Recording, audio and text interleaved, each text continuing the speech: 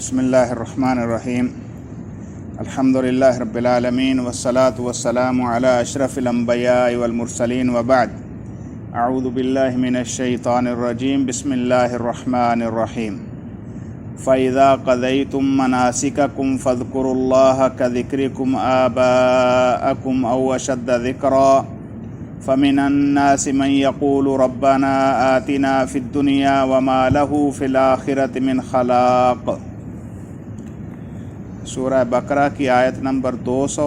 201 और 202 तीन आयतें आज का सबक है। हज के हवाले से गुफ्तगू जारी थी, उसी बात को आगे अल्लाह ताला ने बढ़ाया है और फरमाया फ़इज़ा क़ज़य्तुम मनासिककुम, जब तुम अपने मनासिके हज मुकम्मल कर लो। कल की जो आयतें हमने पढ़ी उनके अंदर अल्लाह ताला ने अरफा से वापसी और मुज़दलिफ़ा में क़याम का तज़किरा किया और जो कबाहतें हज में दर आई थी उनका ख़ात्मा फरमाया और ये इजाज़त दे दी कि दौरान हज अगर कोई अल्लाह ताला का अहकाम मानते हुए कोई रोज़ी रिज़्क़ का अगर बंदोबस्त करता है, कारोबार करता है तो कोई हरज नहीं, लेकिन ज़ादे राह लेना और अल्लाह का तक़वा इख्तियार करना ये बुनियाद और असास है। और फिर जब मुज़दलिफ़ा से दोबारा मिना में आते हैं और वहाँ पर 3 दिन का क़याम है, तो उन दिनों में ख़ास तौर पर अरब में जाहिलियत के दौर में बहुत ज़्यादा खुराफात हज के अंदर आ गई थी और ये दिन शुगल मेले के ही गिने जाते थे।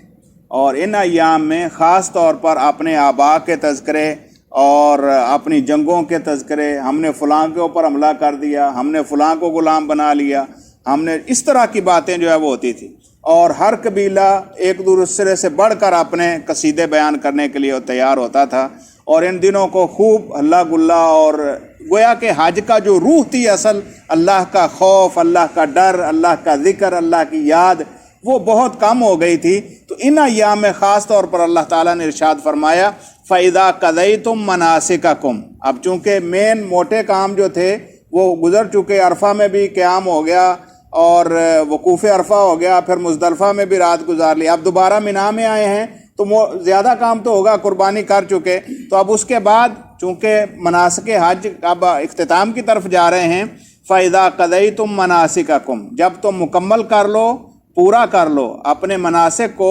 फ़ज़्कुरुल्लाह, फिर अल्लाह का ज़िक्र करो। अब अल्लाह ताला को बढ़ चढ़ कर जो है वो याद करो। कज़िक्रिकुम आबाअकुम, जैसा तुम अपने आबा व अजदाद का तज़किरा करते थे, औ अशद्द ज़िक्रा, या उससे भी बढ़कर, यानी जितनी मेहनत के साथ और जितने एहतिमाम के साथ तुम अपने आबा व अजदाद के तज़किरे करते थे, अब हक़ ये है कि उस अल्लाह का तज़किरा किया जाए, उस अल्लाह को याद किया जाए जिसने तुम्हें हिदायत दी, उस अल्लाह को याद किया जाए जिसने तुम्हारे ऊपर इनाम किए, उस अल्लाह की किबरियाई और बड़ाई के तज़किरे हों जिसने दुनिया और आखिरत में तुम्हारे लिए सहूलतें और आसानियाँ पैदा कर दी। औ अशद्द ज़िक्रा, बल्कि उससे भी बढ़कर अल्लाह का ज़िक्र होना चाहिए जितना तुम अपने आबा का तज़किरा करते थे। इमाम इब्न कसीर अलैहिर्रहमा ने यहाँ पर 2 तफसीरें बयान की हैं। एक तो ये कि अल्लाह ज़ुल जलाल वल इकराम का ये फरमाना कि जब मनासिके हज पूरे हो जाएं तो फिर अपने आबा का तज़किरा जैसे करते हो वैसे करो। एक तो ये है जो अभी मैंने ज़िक्र किया, यानी आबा व अजदाद के जैसे तुम तज़किरे करते हो उससे बढ़ कर करो। और एक तफसीर ये भी बयान की है कि ये आप यूँ समझिए जैसे जब बच्चा छोटा होता है तो उसको या मामा लफ्ज़ याद होता है या बाबा, यानी माँ और बाप दोनों के साथ इतना मानूस होता है कि उसको जो भी कोई चीज़ सामने आती है तो वो फ़ौरन या माँ का नाम लेगा या बाप का नाम लेगा। तो जैसे एक बच्चा जो है वो अपनी हर गरज के लिए अपने माँ और बाप की तरफ जो है वो बोलता है और भागता है और खुशी और गमी उन्हीं के साथ शेयर करता है, तो तुम्हारे लिए अब ये औला है कि जब तुम अल्लाह की इताअत के अंदर हज के अहकाम मुकम्मल कर रहे हो तो अब ऐसे अल्लाह को याद करो जैसे बचपन में अपने माँ बाप को याद करते थे। और ऐन मुमकिन है ये भी दुरुस्त हो। और जाहिलियत की जो गलतियाँ थी उनमें से ये भी था कि वो आबा व अजदाद के तज़किरे करते थे, तो अल्लाह कहते हैं उससे बढ़कर अल्लाह जल्ला जलालहू का तज़किरा करो। और फिर अल्लाह ताला ने उसके फ़ौरन बाद, यानी अल्लाह ताला का ज़िक्र करने के बाद फरमाया फ़मिनन्नासि मन यक़ूलु रब्बना आतिना फ़िद्दुनिया। अब लोगों में से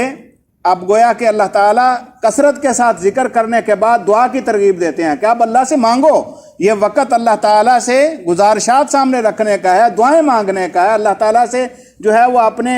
دنیا اور آخرت کی بہتری کا سوال طلب کرنے کا ہے۔ لیکن لوگوں کے اندر دو طرح کے لوگ جو ہے، جیسے اللہ نے ذکر کیا، فَمِنَ النَّاسِ، لوگوں میں سے، مَن یقول، جو کہتے ہیں، ربنا آتنا فی الدنیا، اللہ ہمیں دنیا کی فلاں فلاں ضرورت ہے۔ سارے وہاں پر جو ہے وہ لمبی دعا کس غرض سے ہوتی ہے؟ جی میرا جو ہے وہ رزق زیادہ ہو جائے، میری اولاد جو ہے وہ نیک ہو جائے، میرے جو ہے وہ کاروبار میں برکت آ جائے، میرے خاندان میں برکت، ساری دنیا کے ساتھ جو ہے وہ وابستہ دعائیں ہیں۔ تو کچھ لوگ تو ایسے ہیں جو صرف یہ کہتے ہیں اللہ ہمیں دنیا کے اندر جو ہے وہ عطا فرما دے، یعنی یہ لوگ ایک گروہ ایسا بھی ہے۔ گویا کہ بعض مفسرین نے ذکر کیا ہے کہ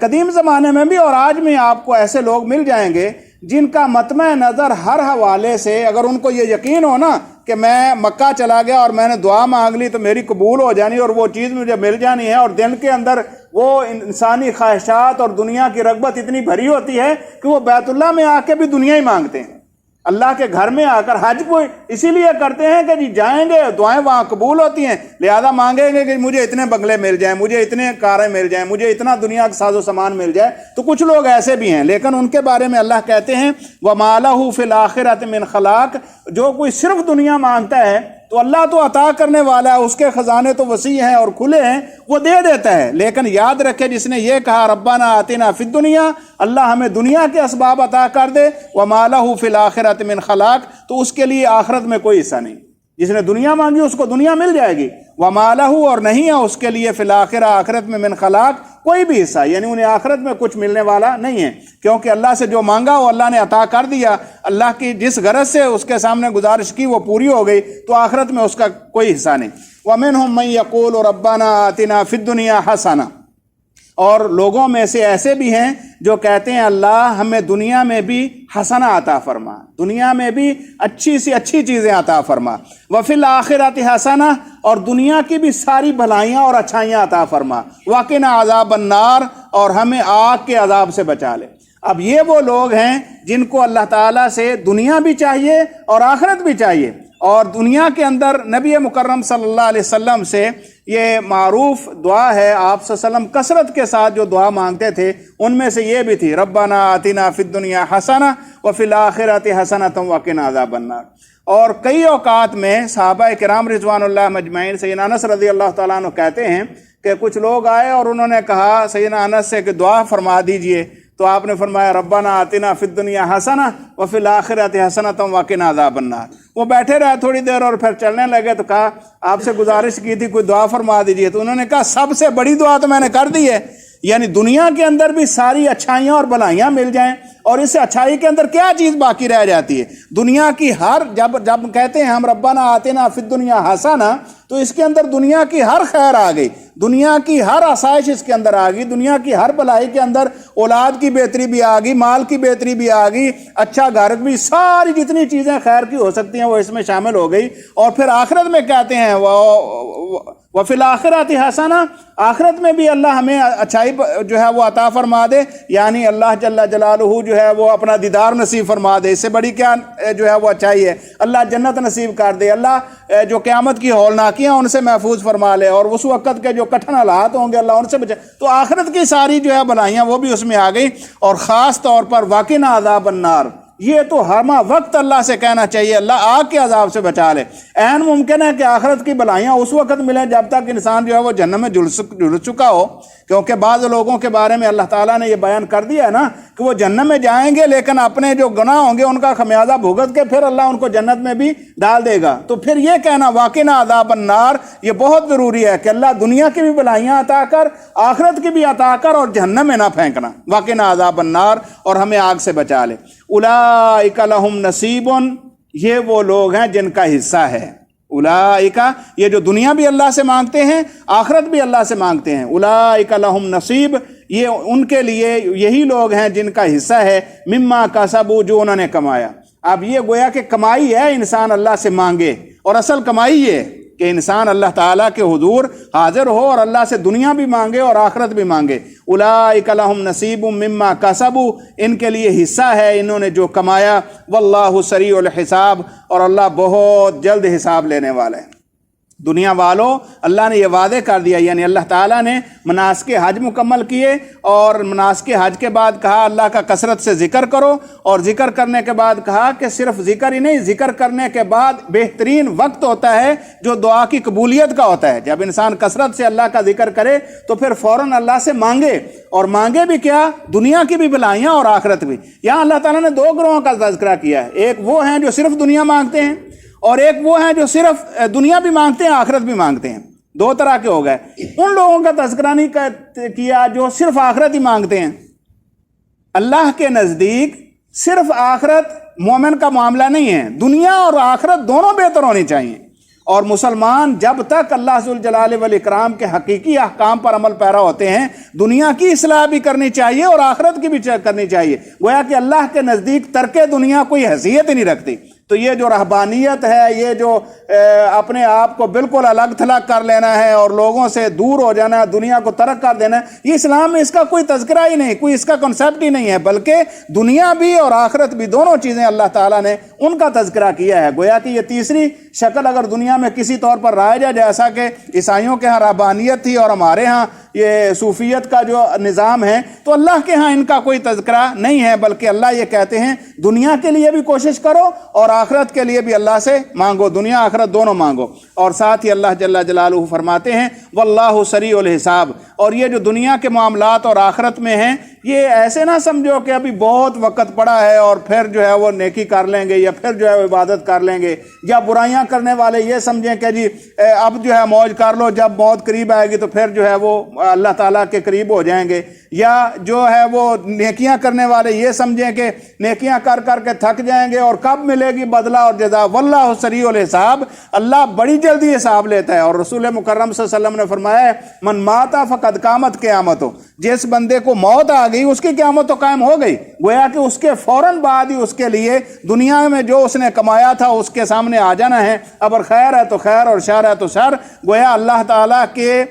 معاملے کو مؤخر نہ سمجھو، اللہ بڑی جلدی حساب لے لے گا۔ دنیا کے اندر رہتے ہوئے اللہ سے دنیا کی اصلاح بھی مانگو، آخرت کی اصلاح بھی مانگو، اور اللہ جل جلالہ کا کثرت کے ساتھ تذکرہ کرو، کیونکہ وہ اس بات پر قادر ہے۔ اللہ سے دعا ہے اللہ ذوالجلال والاکرام حقیقی معنوں میں اللہ کا بندہ بننے والا بنا دے۔ نبی مکرم صلی اللہ علیہ وسلم نے جہاں یہ ربنا آتنا فی الدنیا حسنہ وفی الآخرۃ حسنۃ وقنا عذاب النار ہے، میں نے عرض کیا کہ رسول صلی اللہ علیہ وسلم کثرت کے ساتھ پڑھتے تھے، اور خاص طور پر دوران عمرہ، دوران حج، جس وقت بیت اللہ کا طواف کیا جائے، رکن یمانی سے لے کر حجر اسود تک یہی دعا ہے، کوئی اور دعا ہی نہیں، یہی دعا رسول اللہ صلی اللہ علیہ وسلم جو ہے وہ پڑھا کرتے تھے اور اسی کی تعلیم دی، اور فرمایا کہ یہ حجر اسود اور رکن یمانی پر اللہ کے فرشتے مقرر ہوتے ہیں، بندہ جو دعا کرتا ہے وہ اس پر آمین کہتے ہیں، اور فرشتوں کے بارے میں اللہ تعالیٰ نے فرما دیا ہے لا یعصون اللہ ما امرہم، وہ اللہ کی نافرمانی کرتے ہی نہیں، اور جس کے بارے میں دعا کرتے ہیں اللہ اس کی ان کی بات کو رد بھی نہیں فرماتے۔ لہذا کثرت سے